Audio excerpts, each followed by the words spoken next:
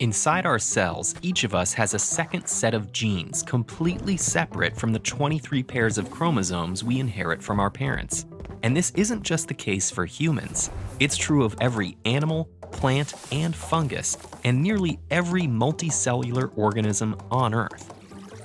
This second genome belongs to our mitochondria, an organelle inside our cells. They're not fully a part of us, but they're not separate either. So why are they so different from anything else in our bodies? Approximately 1.5 billion years ago, scientists think a single-celled organism engulfed the mitochondria's ancestor, creating the predecessor of all multicellular organisms.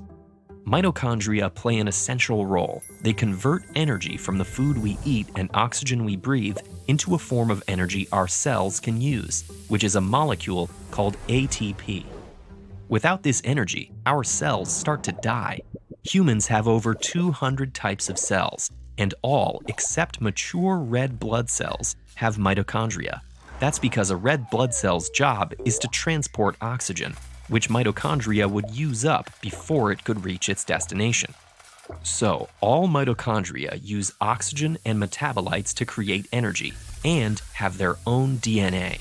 But mitochondrial DNA varies more across species than other DNA.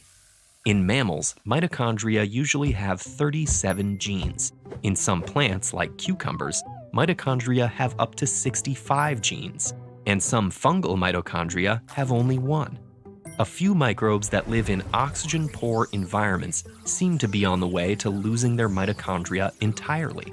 And one group, oxymonad monocercomonoids, already has.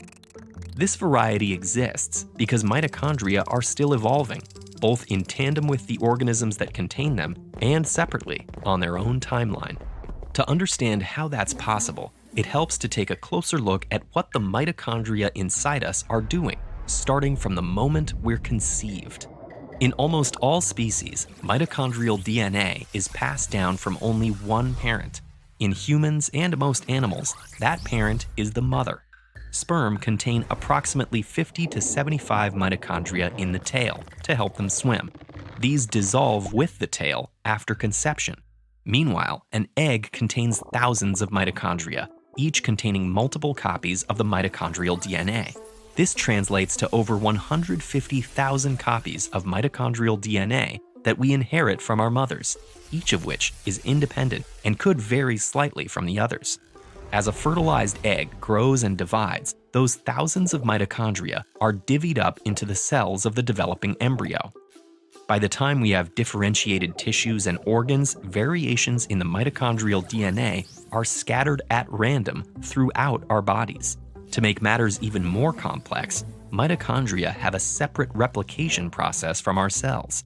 So, as our cells replicate by dividing, mitochondria end up in new cells, and all the while, they're fusing and dividing themselves on their own timeline.